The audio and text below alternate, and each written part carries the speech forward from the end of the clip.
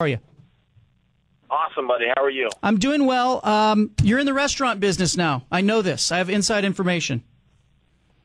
I'm glad that you do. You should come out and have a slice. I have. Pizza. We didn't exactly reinvent the wheel, but yes, people still like cheese and meat on top of dough. Mean Street Pizza in West Lynn. I've made it a practice because it's in my neighborhood, and I go, you know what? I want this place to be here because I want somewhere that I can go eat. So I've said I'm going to go there once a week just to keep it open myself. That's awesome. That's appreciated. Chael Sonnen with us. So you obviously are involved in a lot of ventures, but UFC fighting is one of the main ones. Anderson Silva, you get another shot. How long have you waited for this? Well, I like to say I waited my whole life. I've been in sports forever, and I've always tried to, if I wasn't trying to be an Olympic gold medalist, I was trying to be a world champion. So, this is the opportunity. And this guy specifically, we competed, a couple of years ago. So I've waited 2 years just for the opportunity. But it's really a life's work to come down to 5 rounds. You had him beat last time, and I was disappointed. I'm sure you were disappointed. A lot of other people were, because prior to your fight with him, everybody was afraid of him. Everybody was like, he's unbeatable. You had him beat. Yeah, he's just a person. You hear those things, but they told us that about Mike Tyson too, and what a wimp that guy turned out to be when he finally got some real competition. So, he's kind of like the Mike Tyson of our era, where they say certain things, but at the end of the day, when they lock that cage door, he's not going to have a friend, and he's not going to have a 2x4. And I assure you could use either one when he gets his hands, when I get my hands on him. Chael Sonnen, our guest, fighting UFC 148. That was July 7th on pay-per-view. All right, so do you approach this fight differently, or because you had success last time, do you go in there with a better idea of what you want to do? Well, I've only got one style. I've only got one mindset when I go in it, regardless of the opponent or what the circumstances are. My skills are my skills. So, I'll bring those into the ring. I'm going to be on him, and there's going to be a fist fight. I can tell you that much. Chael Sonnen here on 750 The Game. The last time, the success that you had, a lot of people were surprised. They said, man, you dominated the fight. Where did you feel that you got in trouble? And as you look back, have you watched film of that? Have you studied that in preparation for this fight? I've seen a little bit of it. It's very hard for me to go back and watch competitions regardless of the outcome. I've always struggled to do that. I think it's a flaw. I think I would be better off if I could be disciplined and sit down and watch and try to learn from it. But it's just not really. It's just really part of my preparation. As far as the match goes, I've spent 2 years working to get everything better, faster, stronger, meaner. So there's no area where I'm comfortable at, but I am very confident in all areas. That fight with Silva, you win that fight, your career obviously goes one direction.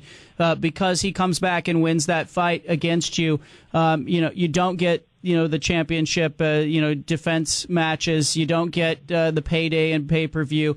Very different path. Does that make you hungrier?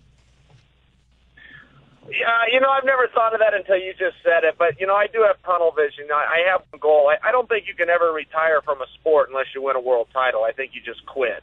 And, I had to quit wrestling. I tried to win an Olympic championship. I couldn't make the Olympic team. So it hurts. That's not a good feeling, when you dedicate and sacrifice. So I'm going to do everything I can to win, but that's capitalism. That's the way it goes in all business. If you succeed, you have a great path, and if you don't, you don't. And so I'll control my own destiny, and I'll bring everything on the 7th.